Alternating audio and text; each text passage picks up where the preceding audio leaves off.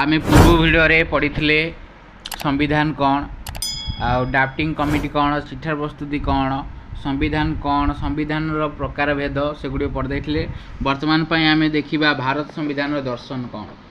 भारत संविधान प्रस्तुति समय रे समग्र विश्वर राजनैतिक परिवेश देशर उष्म थिला। द्वितीय विश्वयुद्धर परिसमाप्ति सहित आदर्शगत पार्थक्य जगु दुईटी बृहत शक्ति अभ्युदय होइतिला। युक्तराष्ट्र अमेरिका और अन्यान्य पाश्चात्य राष्ट्र माने गणतांत्रिक उदारवाद आउ पूंजीवाद आउ मुक्त प्रतियोगिता और बजार अर्थनीति को दर्शन भावे ग्रहण करथिला बेले सोवियत राष्ट्र संघ सहित अन्यान्य पूर्व यूरोपीय राष्ट्र रे साम्यवाद प्रतिष्ठा होइथिला। साम्यवादी राष्ट्र माने पाश्चात्य राष्ट्र पूंजीवाद और उदारवाद को विरोध करने सहित राष्ट्र नीति अर्थनीति समस्त उत्पादन और बंटनर जातीयकरण व्यवस्था और समानता और न्याय को अधिक गुरुत्व प्रदान करुथिले। एही दुई परस्पर विरोधी राजनैतिक दर्शन मध्यरे समन्वय प्रतिष्ठा करिबा भारत संविधान प्रणयता माने प्रयास करथिले। जो माने भारत संविधान को प्रणयन करिसेंति से माने प्रयास करथिले जे दुई परस्पर विरोधी राजनैतिक दर्शन मध्यरे समन्वय प्रतिष्ठा करिया पई भारत संविधान जन प्रणयन करले से माने बहुत प्रयास करथिले। दीर्घ दिन धरी भारत रे ब्रिटिश शासनर प्रभाव मध्य भारतीय संविधान को दर्शन प्रभावित करथिला। पाश्चात्य उदारवाद एवं एहार विभिन्न मूल्यबोध यथा स्वाधीनता स्वतंत्रता अधिकार समानता न्याय और गणतंत्र आदि विचारधारा को भारतर संविधान प्रणयता माने सांविधानिक दर्शन भाव ग्रहण करछंती। सुतरां भारतर संविधान मौलिक विचारधारा और दर्शन निम्न वर्णित विषय वस्तु उपरे आधारित। तेना भारत संविधान दर्शन जानिले कौन ना भारत संविधान प्रस्तुति समय समग्र विश्व राजनीतिक परिवेश उष्म थिला माने टे गरम थिला। द्वितीय विश्वयुद्ध परिसमाप्ति सहित आदर्शगत पार्थक्य जगु दुईटी बृहत शक्तिर अभ्युदय होइथिला। युक्तराष्ट्र अमेरिका और अन्यान्य पाश्चात्य राष्ट्र रे गणतांत्रिक उदारवाद पूंजीवाद आ मुक्त प्रतियोगिता बजार अर्थनीति को दर्शन भाव ग्रहण करिया बेले सोवियत राष्ट्र संघ सहित अन्यान्य पूर्वक यूरोपीय राष्ट्र साम्यवाद प्रतिष्ठा होइथिला। आमे आगु जानछंती संविधान कौन संविधान दर्शन ए सब थिला हमर उपक्रम पढ़िले। तापर नेक्स्ट तापर गणतांत्रिक समाज कौन। संविधान सभार बहु आलोचना तर्क वितर्क परे गणतांत्रिक समाजवाद को संविधान आभिमुख्य भाव ग्रहण करा। जदि संविधान प्रणयता माने समाज को संविधान आभिमुख्य भाव ग्रहण कले मात्र से माने सोवियत रूस समाजवाद पंथा को ग्रहण न करी समाजवाद को ग्रहण गणतांत्रिक उपाय रे प्रतिष्ठा करिया पई व्यवस्था करथिले।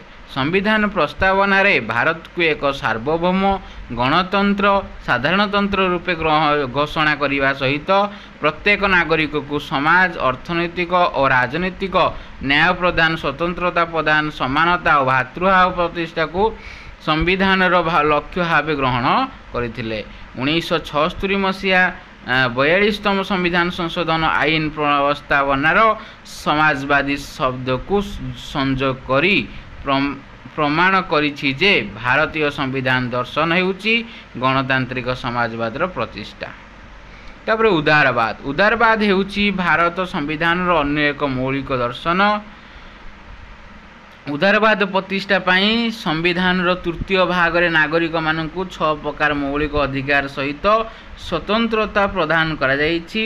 एहा व्यतीत प्रतिनिधि मूलक गणतंत्र मुक्त अबाध और समयानुक्रमिक निर्वाचन सार्वजनीन साबळक भोट प्रथा आईन शासन व्यवस्था स्वाधीनता न्यायपालिका उत्तरदायित्व सरकार स्वाधीन संवादपत्र और गणमाध्यम, बहुदलीय व्यवस्था, शक्तिशाली स्वायत्त शासन व्यवस्था आदि उदारवाद नीति एक प्रस्ताव प्रतिफलन। तापर धर्मनिरपेक्षतावाद कौन? भारत संविधान धर्मनिरपेक्षतावाद को एक मौलिक दर्शन भाव में ग्रहण कर फल भारत में कौन निर्दिष्ट राष्ट्र धर्म नहीं। एठारे राष्ट्र प्रत्येक धर्म को समान भाव में विवेचना करिथाय। संविधान तृतीय भाग में धर्मीय स्वाधीनता अधिकार नागरिक मानक मौलिक अधिकार भाव ग्रहण कर मन रखिए भाई माने बा भौणी माने। संविधान तृतीय भाग में धर्मीय संविधान बा धर्मीय स्वाधीनता अधिकार को नागरिक मानकर मौलिक अधिकार भावे कौन से जेकोसी धर्म ग्रहण करें, जेकोसी धर्मर प्रचार करें, जेकोसी धर्मर कौन कर बुली बुली प्रचार करें, ये सब कर किंतु क्या बाध्य करें तुम ये धर्म ये कर बोली। यदि से राजी हो कहीं बाध्य करें ना। ये आमर कौ भाग में अच्छी आमर संविधान तृतीय भाग में अवस्थित। यहाँ पिला माने भाई माने भौणी माने मन रखिए। यह द्वारा प्रत्येक नागरिक निज इच्छा अनुसार जेकोसी धर्म को ग्रहण करी तार प्रचार और प्रसार कर बर्तमान से देखिए 1976 मसीहा 42तम संविधान संशोधन द्वारा संविधान प्रस्तावना धर्मनिरपेक्ष शब्द को संयोग करा जाई भारत में धर्मनिरपेक्षतावाद को साकार करागला। यही मसीहा मन रखिए 1976 मसीहा 42तम संविधान संशोधन द्वारा संविधान प्रस्तावना रे धर्मनिरपेक्ष शब्द को संयोग करा जाई भारत में धर्मनिरपेक्षतावाद को साकार करा जाइछि। तापर धर्मनिरपेक्षतावाद भारत संविधान एक मौलिक वैशिष्ट्य। तापर गांधीवाद भारतीय संविधान संग्राम सारथी भारतर जातिर जनक महात्मा गांधी नीति और आदर्श हेउछि संविधान अन्यतम दर्शन व विचारधारा। कौन कहला?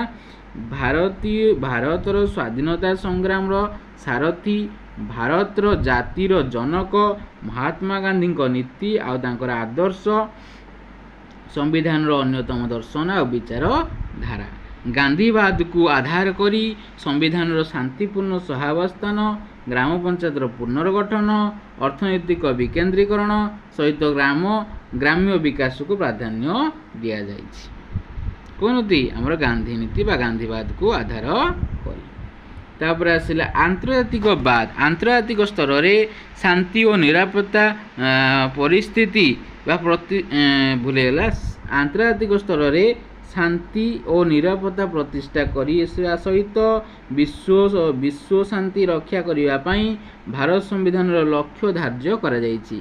अर्थात आंतर्जातिकवाद उपरे भारत शांतिपूर्ण भरोसा रखिअछि एवं संविधान 51 धारे आंतर्जातिक शांति और सार्वभौमत्व सुरक्षा मध्य निरापत्ता रक्षा देश और देश मध्य संपर्क बुद्धि इत्यादि पाई राष्ट्र उद्यम करिबो बोली दर्शा जाइछि। सुतरां भारत संविधान मौलिक पचारधारा और दर्शन हेउछि उदारवाद, गणतंत्रवाद, साधारणतंत्र प्रतिष्ठा, गणतंत्र समाजवाद, धर्मनिरपेक्षतावाद, जनमंगल राष्ट्र प्रतिष्ठा सहित आंतर्जातिक उपरे गुरुत्वपूर्ण आस्था प्रकट करिथिला। तापर आम नेक्स्ट वीडियो देखिबा प्रस्तावना कौन आउ मुखबंध कौन। तापर आम पढ़िबा। तापर धीरे धीरे पढ़े बेसी पढ़िबा नहीं, अल्प अल्प पढ़िबा, अल्प अल्प नोट करिबा द्वारा आम एग्जाम टाइम रे हमको सुविधा हेबो। आपण माने एग्जाम टाइम रे भी मोर वीडियो गुडी को देखि परिबे। मैं कम पढ़िबा उचित।